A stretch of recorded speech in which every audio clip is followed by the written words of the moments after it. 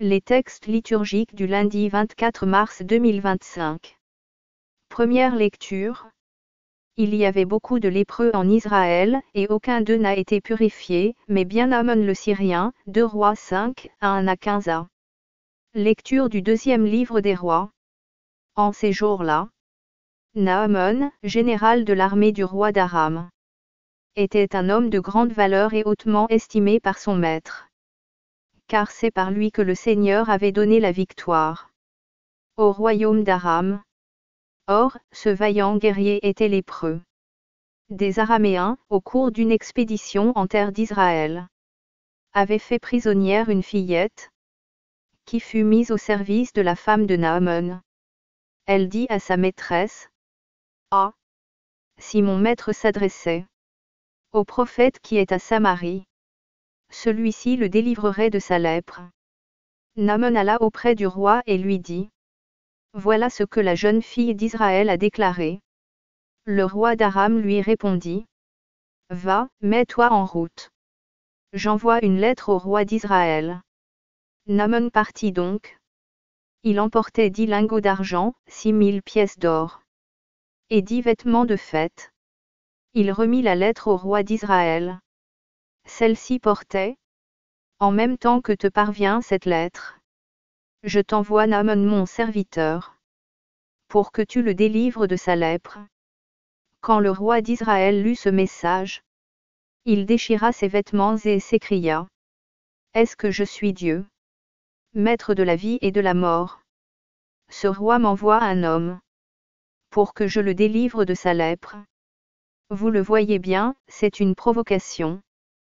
Quand Élisée, l'homme de Dieu, apprit que le roi d'Israël avait déchiré ses vêtements, il lui fit dire: « Pourquoi as-tu déchiré tes vêtements? Que cet homme vienne à moi, et il saura qu'il y a un prophète en Israël. » Naaman arriva avec ses chevaux et son char, et s'arrêta à la porte de la maison d'Élisée. Élisée envoya un messager lui dire: « Va te baigner 7 fois dans le Jourdain, et ta chair redeviendra nette, tu seras purifié. » Naaman se mit en colère et s'éloigna en disant: « Je m'étais dit, sûrement il va sortir et se tenir debout pour invoquer le nom du Seigneur son Dieu. Puis il agitera sa main au-dessus de l'endroit malade et guérira ma lèpre.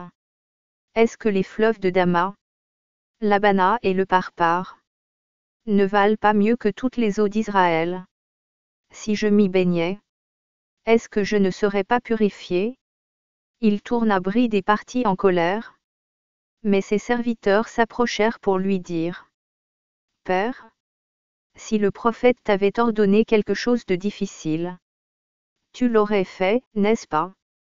Combien plus, lorsqu'il te dit: baigne-toi, et tu seras purifié. » Il descendit jusqu'au Jourdain et s'y plongea 7 fois, pour obéir à la parole de l'homme de Dieu. Alors sa chair redevint semblable à celle d'un petit enfant. Il était purifié.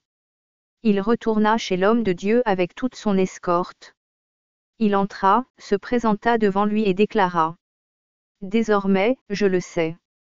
Il n'y a pas d'autre Dieu, sur toute la terre, que celui d'Israël. » Parole du Seigneur.